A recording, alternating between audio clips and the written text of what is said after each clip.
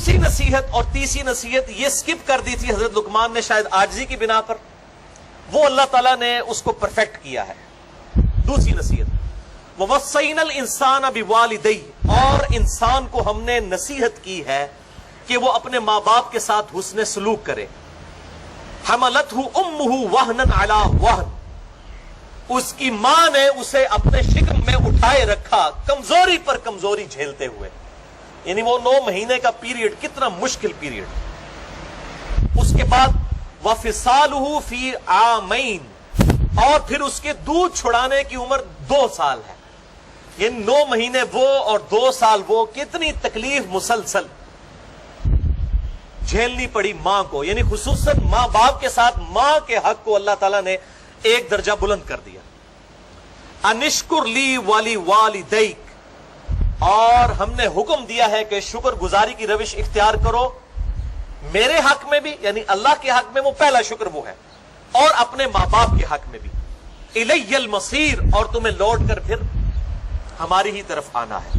یعنی اس میں دھمکی ہے کہ اگر میرا شکر نہ کیا، اپنے ماں باپ کے ساتھ اس نے سلوک نہ کیا، تو میں پوچھوں گا، قیامت والے دن اکاؤنٹیبلٹی ہوگی۔ اسی لیے آپ دیکھ لیں جو ریلیجس لوگ ہیں الحمدللہ وہ اپنے ماں باپ کی قدر کرتے ہیں۔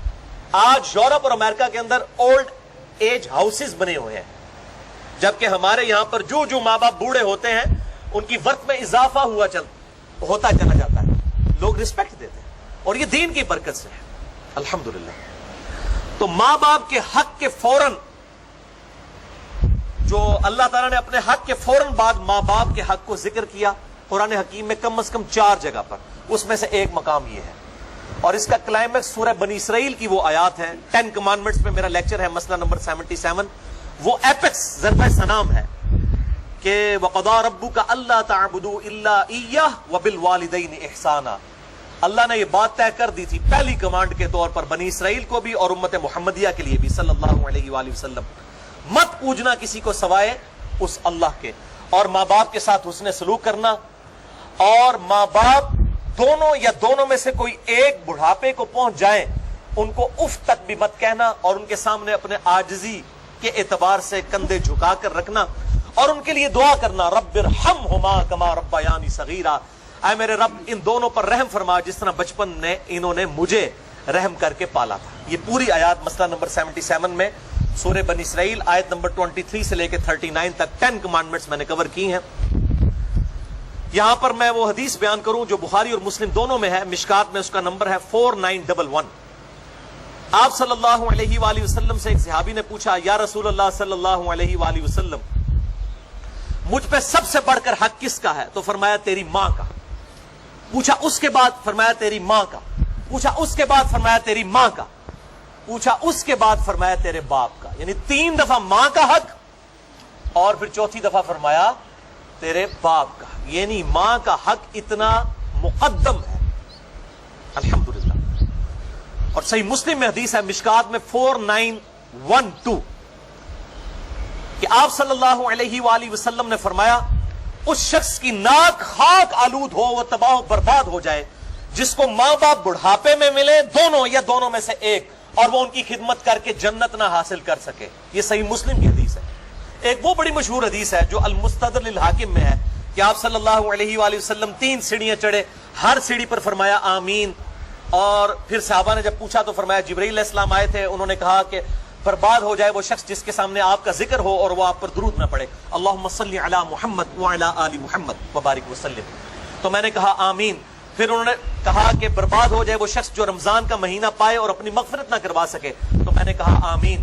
اور پھر انہوں نے کہا برباد ہو جائے وہ شخص جس کو ماں باپ بڑھاپے میں دونوں یا دونوں میں سے ایک ملے اور وہ ان کی خدمت کر کے جنت نہ کما سکے، تو میں نے کہا آمین۔ تو یہ آخری حصہ صحیح مسلم میں بھی ہے مشکات میں 4912 کہ وہ برباد ہو جائے جس کو ماں باپ دونوں یا دونوں میں سے ایک بڑھاپے میں ملے اور ان کی خدمت کر کے جنت نہ کما سکے۔ اور مسند احمد سنن نسائی میں بھی ایک حدیث ہے مشکات میں 4939، ایک شخص نے جہاد کی اجازت کے لیے مشورہ کیا اللہ کے محبوب صلی اللہ علیہ وآلہ وسلم سے، تو آپ صلی اللہ علیہ وآلہ وسلم نے فرمایا تیری ماں زندہ ہے؟ انہوں نے عرض کیا یا رسول اللہ زندہ ہے۔ فرمایا اپنی ماں کی خدمت کر، تیری جنت اس کے قدموں کے پاس ہے۔ ویسے یہ جو عموماً ایک جعلی روایت بھی مشہور ہے کہ جنت ماں کے قدموں کے نیچے ہے، اس کی وجہ سے جنت کی تذلیل لوگ کرنا شروع کر دیتے ہیں. یہ بالکل جعلی روایت ہے، جھوٹی روایت ہے. اصل روایت ہے سنن نسائی میں، مسند احمد میں، مشکات میں 4939 کہ جنت تیرے ماں کے قدموں کے پاس ہے، یعنی ان کی خدمت کر. یہ محاورتاً بات ہے، یہ نہیں ہے کہ ماں کے قدموں کے نیچے جنت چلی گئی ہے. پہلے آپ تو جنت پہنچے، وہ تو اللہ کو پتا ہے. جنت تو ایک اللہ تعالیٰ کی رحمت کا مقام ہے، اس کی تذلیل نہیں کی جا سکتی. مراد یہ محاورتاً بات ہے کہ ماں کی خدمت کر کے جنت ملے گی، نہ کہ یہ ہے کہ وہ جنت وہ ماں کے قدموں کے نیچے آ گئی ہے فزیکلی، اس کا مرتبہ کو اس کے نیچے آ گیا. یہ اس سے مراد نہیں ہے. اور اسی طریقے سے ایک جعلی روایت ہے کہ ماں باپ کو دیکھنا ایک مقبول حج کے برابر ثواب ہے. بالکل جعلی جھوٹی روایت ہے، موضوع روایت ہے سنن البیہقی کے اندر. اس قسم کی کافی جعلی روایتیں مشہور کی ہیں، جو جمعہ والے دن ماں کی قبر پہ چلا جائے اس کی مغفرت ہو جائے گی، باپ کی قبر پہ چلا جائے. بھائی اتنے اچھے فضائل موجود ہیں، ضروری ہے جعلی روایتوں کے ذریعے لوگوں کو مائل کیا جائے. اور اس کا پھر ناجائز فائدہ بھی اٹھایا جا رہا ہے. جو جلاد قسم کی مائیں ہیں نا، اور عموماً جو بیٹے ہیں نا، ان کے اوپر ان کے ماں باپ کی کمزوریاں شادی کے بعد کھلتی ہیں جب ان کی بیویوں کے ساتھ انٹریکشن ہوتا ہے ان کے ماں باپ کا. تو ایک روایت پیش کی جاتی ہے جامعہ ترمذی سنن ابی داؤد سے، مشکات میں 4940 کہ ابن عمر رضی اللہ تعالیٰ عنہ جو ہیں وہ نبی صلی اللہ علیہ وآلہ وسلم کی خدمت میں ان کی شکایت سیدنا عمر نے پیش کی کہ ابن عمر جو ہے وہ اپنی ایک بیوی سے محبت کرتا ہے اور مجھے اس کی بیوی پسند نہیں ہے. پہلے انہوں نے ابن عمر سے کہا کہ اپنی بیوی کو طلاق دے دو، انہوں نے طلاق نہیں دی. پھر حضور کو جا کے شکایت کی صلی اللہ علیہ وآلہ وسلم. تو آپ صلی اللہ علیہ وسلم نے ابن عمر سے فرمایا کہ جب تیرا باپ عمر یہ کہہ رہا ہے کہ اپنی بیوی کو طلاق دے دو تو اس کو طلاق دے دو. اور اسی طریقے سے صحیح بخاری میں ایک حدیث ہے، حضرت اسماعیل علیہ السلام اور ابراہیم علیہ السلام کا واقعہ بڑا مشہور ہے کہ وہ ملنے کے لیے آئے تو حضرت اسماعیل کی غیر موجودگی میں تو انہوں نے پھر ایک میسج چھوڑا کہ جی اپنے گھر کی چوکھٹ بدل لو، مراد یہ کہ اپنی بیوی کو طلاق دے دو. اس قسم کے واقعات سے وہ کہتے ہیں کہ اگر ماں باپ کے ہیں تو بیوی کو بھی طلاق دے دیں. نعوذ باللہ من ذالک، انا للہ و انا الیہ راجعون. یہ آپ ریلیجن کافروں کو پیش کریں گے، آپ کے منہ پہ مار دیں گے ریلیجن. بھائی آپ کے ماں باپ کیا سیدنا عمر ہیں؟ اور وہ شکایت کیا نبی علیہ السلام کے سامنے لے کے جا رہے ہیں؟ نبی علیہ السلام کو تو وحی کی تائید حاصل تھی، ابراہیم علیہ السلام کو وحی کی تائید حاصل تھی کہ واقعی جینوئن ایشو تھا جس کے اوپر طلاق کا کہا گیا. آج کل اگر ماں باپ کسی کو کہتے ہیں کہ اپنی بیوی تیری منو چنگی نہیں لگتی طلاق دے دے، طلاق نہیں دی جائے گی جب تک جینوئن ریزن نہیں ہوگی. یہ ذہن میں رکھیں. یہ خام خواہ ان روایتوں سے جعلی مطلب نکال کے اور لوگوں کو غلط طرف مائل کرتے ہیں. اور یہ حدیث نہیں بتاتے جو سنن ابی داؤد میں ہے، مشکات میں 3280 کہ آپ صلی اللہ علیہ وآلہ وسلم نے فرمایا اللہ تعالیٰ کو حلال چیزوں میں سب سے ناپسند طلاق ہے. اگرچہ حلال ہے، حرام نہیں ہے، یعنی بعض اوقات مجبوراً دینی پڑ جاتی ہے، واقعی نہیں نبھتی، اس لیے اس کا دروازہ کھلا رکھا ہے. کرسچینٹی میں تو طلاق دینا ہی حرام ہے. اسلام میں اجازت ہے طلاق کی، لیکن ایز اے لاسٹ ریزارٹ. لیکن کہا گیا وہ بھی ناپسندیدہ ہے. تو جب اللہ کو ناپسندیدہ ہے تو یہ کیسے ہو سکتا ہے کہ میری بیوی میرے ماں باپ کو نہیں پسند تو میں ان کے کہنے پہ طلاق دے دوں بغیر کسی ریزن کے؟ واٹ نانسنس دس. یہ ریلیجن آپ پیش کریں گے لوگوں کو؟ اور یہ وہ ماں باپ کے فضائل بھی نا، اور یہ ماں باپ کے فضائل بھی ہر بندے کو بوڑھے ہو کے یاد آتے ہیں. جب خود جوان ہوتے ہیں اس وقت نہیں ان کو یاد آتے، جب بوڑھے ہو جاتے ہیں تو وہ اپنی اولاد کو یہ سکھا رہے ہوتے ہیں. ماں باپ کے بھی اولاد پر حقوق ہیں اور اولاد کے بھی ماں باپ پہ حقوق ہیں. یہ سائملٹینیس کنٹراسٹ ہے. اور صحیح مسلم کی حدیث جس پہ میرا ایک کلپ بھی چڑھا ہوا ہے برمودا ٹرائنگل پہ، کہ شیطان کا تخت پانیوں پہ لگا ہوا ہے، شام کے وقت سارے شتونگڑوں کو بلاتا ہے وہ، اور ہر شتونگڑا کہتا ہے میں نے آج یہ گناہ کروایا، آج میں نے یہ گناہ کرایا. تو شیطان خوش نہیں ہوتا. ایک کہتا ہے کہ آج میں نے میاں بیوی کے درمیان جدائی کروا دی. شیطان اس کو جناب جپی ڈال کے ملتا ہے، گلے لگتا ہے کہ تو صحیح کام کیتا ہے. کیونکہ جب طلاق ہوگی تو اس پورے معاشرے کی بنیاد جو ہے میاں بیوی کے ریلیشن شپ کے اوپر ہے. جب یہ ڈسٹرب ہو جائے گا تو پورا معاشرہ ہی جو ہے وہ تتر بتر ہو جائے گا، اولاد بھی بکھر جائے گی، وہ اولاد ناسور بن جائے گی معاشرے کے لیے. تو میاں بیوی کا ریلیشن شپ بہت اہم ہے. اس حوالے سے ماں باپ عموماً میں نے دیکھا ہے، عموماً چونکہ میرا تجربہ ہے، میرے ساتھ ہزاروں لوگ رابطہ کرتے ہیں، عموماً ماں باپ کی طرف سے قصور ہوتا ہے. جو بہو ہوتی ہے اس کا قصور بہت کم ہوتا ہے. وہ تو بیچاری نئے گھر میں آئی ہے. بہو کو اگر وہ ساتھ جو ہے وہ وہی پروٹوکول دے جو اپنی بیٹی کو دیتی ہے تو آپ دیکھیں وہ کس طرح خدمت کرتی ہے. کئی بہو ہیں جنہوں نے اپنے ساس سسر کو سنبھالا ہے. ماں باپ کو تو کبھی توفیق ہی نہیں، ان کے بیٹوں کو تو توفیق ہی نہیں ہوئی بیٹیوں کو. وہ دوسرے ملکوں میں بیٹھے ہوئے ہیں اور ہم یہاں بیٹھ کے جو ہے نا وہ ان کے رشتہ داروں کے جنازے پڑھ رہے ہوتے ہیں. اور جناب ان کی خوشی غمی میں ہمیں مصیبت پڑی ہوئی ہوتی ہے جو باہر جا کے بیٹھے ہوئے خود، اور خدمتیں یہاں پہ بہویں کر رہی ہوتی ہیں. تو یہ بڑا سینسٹیو ایشو ہے، لہٰذا میں نے یہ ماں باپ کے حقوق پہ چونکہ بات کی تھی تو میں نے اس کو بیلنس بھی کر دیا. تیسری نصیحت بھی اللہ تعالیٰ نے ایڈ کی ہے، ساتھ ہی اس کو دیکھیں بیلنس کیا ہے. وَإِن جَاهَدَاكَ عَلَىٰ أَن تُشْرِكْ بِي مَا لَيْسَ لَكَ بِهِ عِلْمٌ، اگر تیرے ماں باپ اس بات پر زور لگائیں کہ تو میرے ساتھ شریک ٹھہرائے کسی کو جس کا علم تیرے پاس نہیں ہے، بغیر علم کے تو کوئی ایسی بات میری طرف منسوب کر دے جو شرک پر مبنی ہے، فَلَا تُطِعْهُمَا، تو اپنے ماں باپ کا کہنا نہیں ماننا. کتنے بولے لوگ ہیں وہ آگے پوچھ رہے ہوتے ہیں جی میری ماں کہتی ہے میں دودھ نہیں بخشاں گی جے تو داڑھی رکھ لئی، تو میں اب ماں باپ کا حکم مانوں یا اللہ کے نبی کا حکم مانوں؟ دیکھو بھائی، ماں باپ کی تو اوقات سٹارٹ ہی اس وقت ہوگی جہاں پہ اللہ اور اس کے نبی صلی اللہ علیہ وآلہ وسلم کا حکم اینڈ ہوگا. بخاری اور مسلم کی حدیث ہے تم میں سے اس وقت تک کوئی مؤمن ہی نہیں ہو سکتا جب تک کہ میں اسے اس کے ماں باپ اولاد سب لوگوں سے بڑھ کر عزیز نہ ہو جاؤں. اس کا کیا مطلب ہے کہ ماں باپ کہہ رہے ہیں کہ اللہ کے محبوب کی نافرمانی کرو، اللہ کے محبوب کوئی اور ارشاد فرما رہے ہیں صلی اللہ علیہ وآلہ وسلم، ان کی پیروی کی جائے، تب آپ اللہ کے محبوب صلی اللہ علیہ وآلہ وسلم کو سب سے بڑھ کر عزیز مانیں گے. مومن ہی نہیں ہوگا کوئی شخص. تو بڑے بھولے بن کے عورتیں بھی پوچھ رہی ہوتی ہیں جی میری والدہ کہتی ہیں کہ جی حجاب نہ کرو، بس صرف ایسے ہی کر لو، تو اب میں ماں باپ کا حکم مانوں؟ بھئی ماں باپ کا حکم تو سٹارٹ ہوگا اللہ اور اس کے محبوب صلی اللہ علیہ وآلہ وسلم کے احکامات کے اندر. نافرمانی والا قرآن نے کہہ دیا مت ان کا کہنا ماننا. وَصَاحِبْهُمَا فِي الدُّنْيَا مَعْرُوفًا، لیکن ساتھ ہی بیلنس کر دیا دنیا میں ان سے اچھے طریقے سے پیش آنا. یہ نہ ہو کہ اگر ماں باپ دین پہ نہیں چلنے دے رہے تو ان کے ساتھ بدتمیزی شروع کر دو، نہیں، دنیا میں ان کے ساتھ معروف طریقے سے پیش آؤ. وَاتَّبِعْ سَبِيلَ مَنْ أَنَابَ إِلَيَّ، اور پیروی تو اس شخص کی کرو جس نے میرا راستہ اختیار کر لیا ہوا ہے، یعنی اللہ کا پیغمبر، اس کی اتباع کرو، یا پیغمبر کے راستے پر چلنے والے لوگوں کی اتباع کرو. اس آیت سے وہ پیر نصیر الدین صاحب نے نا مسئلہ تقلید ثابت کیا. وہ کہتے ہیں اس میں آیا نا کہ پیروی کر اس کی جو میرا راستہ اختیار کرے، وہ کہتے ہیں اس سے اماموں کی تقلید ثابت ہوتی ہے. یہ پیروی کر اتباع تو آیا ہے نبی صلی اللہ علیہ وآلہ وسلم کے لیے.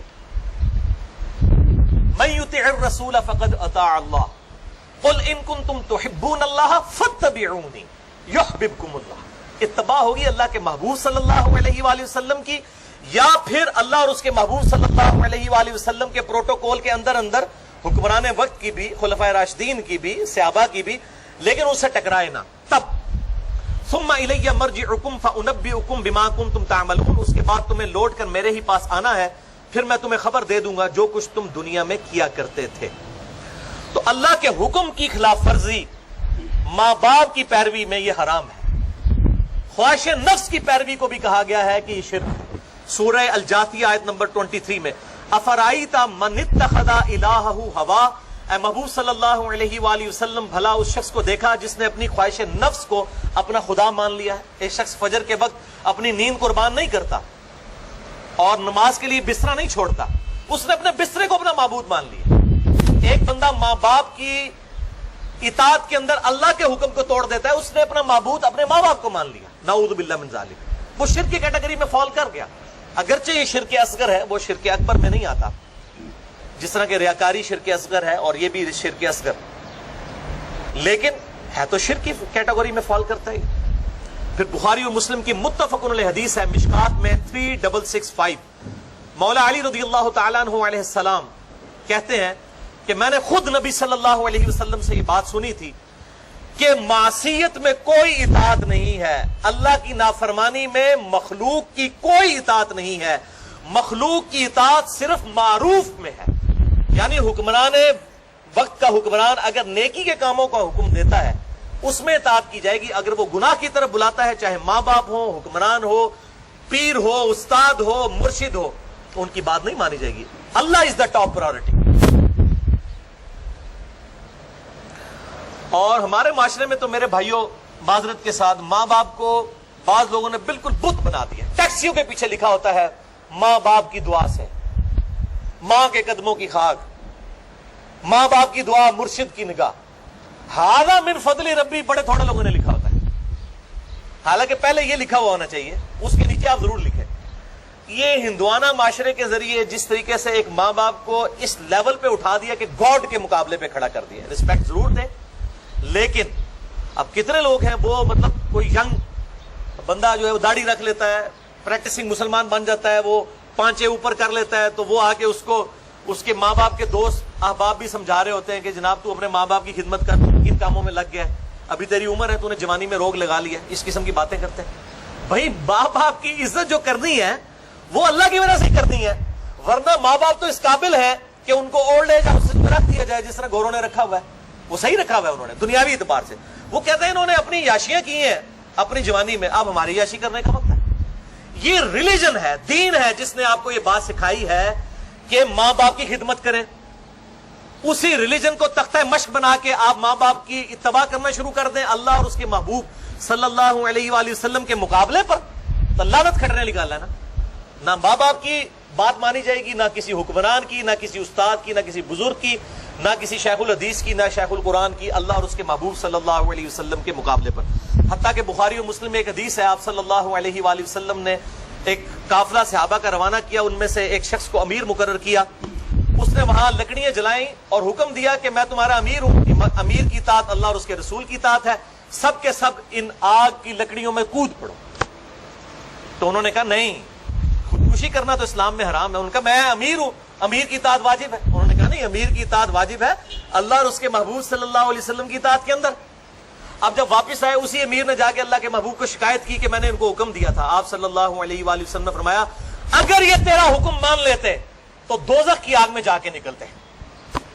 یعنی اللہ اور اس کے محبوب صلی اللہ علیہ وسلم کی نافرمانی کی کاسٹ کے اوپر ماں باپ کا حکم نہیں مانا جا سکتا, حکمران کا حکم نہیں مانا جا سکتا, کسی صحابی کا حکم نہیں مانا جا سکتا, کسی تابعی کسی بزرگ کا حکم نہیں مانا جا سکتا. یہ بات بالکل پھر پنجابی کہنا ہے نا, کنو کر لو. لیکن بیلنس ہے کہ ماں باپ کی آپ حسن سلوک کریں گے اگر وہ کافر بھی ہیں. یہاں پہ تو ایک بندہ مطلب گھر میں مواحد ہو جاتا ہے, ماں باپ کو کہتا ہے یہ مشرک ہے, میں نہ جنازہ بھی نہیں پڑھنا. یہ ایٹیچیوڈ نہیں ہونا چاہیے, یہ غلط ایٹیچیوڈ. حسن سلوک کریں گے. وہ کلیئر کٹ آ گیا کہ وَصَاحِبْهُمَا فِي الدُّنْيَا مَعْرُوفًا, دنیا میں معروف طریقے سے ان کے ساتھ بیہیو کرو. حتیٰ کہ بخاری اور مسلم میں حدیث ہے, مشکات میں اس کا نمبر ہے 4913. اسما بنت ابی بکر کہتی ہیں کہ میں نے نبی صلی اللہ علیہ وسلم سے عرض کیا ہے اللہ کے نبی میری ماں مشرکہ ہے اور وہ مجھ سے صلہ رحمی چاہتی ہیں, مجھے ملنے کے لیے آئی ہیں, کیا میں ان کے ساتھ حسن سلوک کروں؟